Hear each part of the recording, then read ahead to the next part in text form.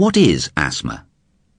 Asthma is a condition that affects hundreds of millions of people worldwide, and more than 5 million people in the UK are asthmatic, about 1 in 13 people. It is a lung disease that affects your airways, the tubes that carry air to and from your lungs. It causes the muscles in these tubes to contract, the tubes themselves to swell, and also causes sticky mucus to be produced. All of these factors can make it very difficult for a sufferer to breathe properly. Shortness of breath, especially after exercise, coughing, or difficulty breathing while sleeping are all common symptoms.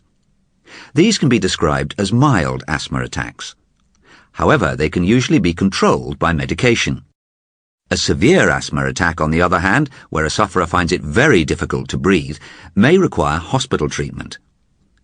How badly you're affected by these symptoms depends on what type of asthma you have, from mild to chronic, and how well you are able to control the disorder. What causes it? Asthma is not contagious, although it's still not known precisely what causes it. People can be born with it, develop it in childhood, or at any age. If you have asthma, it's likely that someone else in your family had it, as the illness is known to run in families. There is also some evidence that environmental factors such as diet, housing conditions, or smoking during pregnancy can cause asthma. Having the condition doesn't necessarily mean you'll suffer badly from the symptoms. Mild or moderate asthma can be easily controlled through medication or lifestyle changes.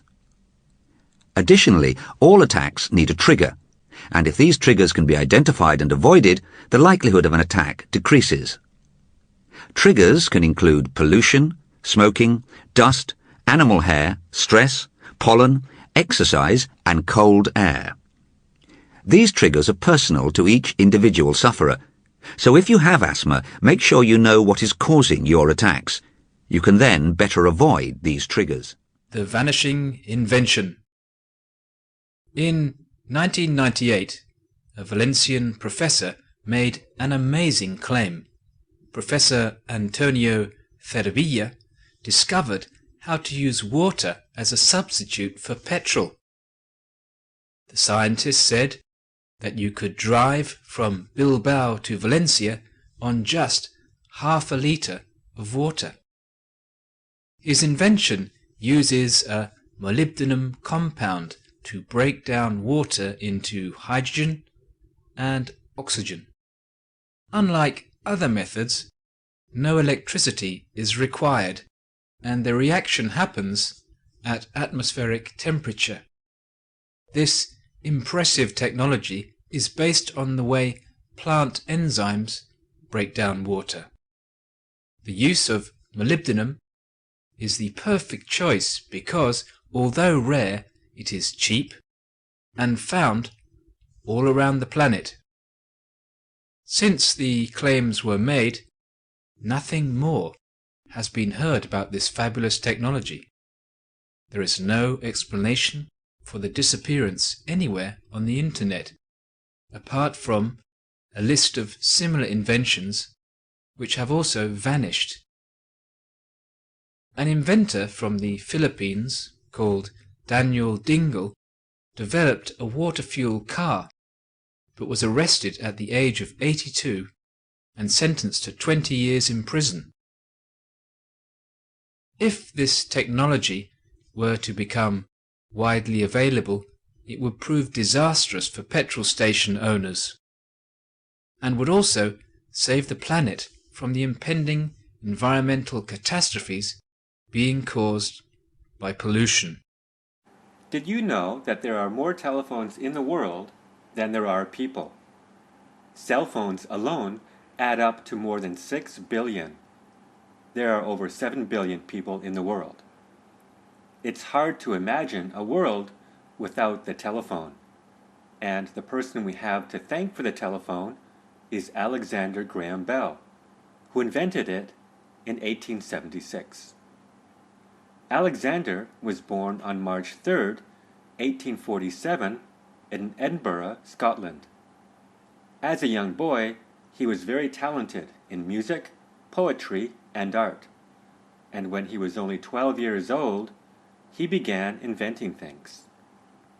Also, when he was 12, his mother began to lose her hearing and was later to become completely deaf. This greatly affected Alexander, who became very interested in the scientific study of sound and the human voice. In 1870, at the age of 23, Alexander moved to Canada with his parents, where they bought a farm in the province of Ontario. It was there that he built a small workshop to continue his experiments in sound. In 1871, Alexander moved to Boston, in the United States, to teach deaf students, people who could not hear, how to communicate. One of his students was Helen Keller, who was unable to see, hear, or speak. Starting from 1873, he began to teach less and focus his energy on experiments with sound. On March 10, 1876, while working on his invention, Mr. Bell spoke the first words ever into a telephone. "Mr. Watson, come here, I want to see you," when he had a small accident in his laboratory. The first telephone, a machine that was able to carry the human voice over long distances, had been invented. By 1886, over 150,000 people in the United States owned one, and our world would never be the same again. Alexander Graham Bell died in Canada in 1922.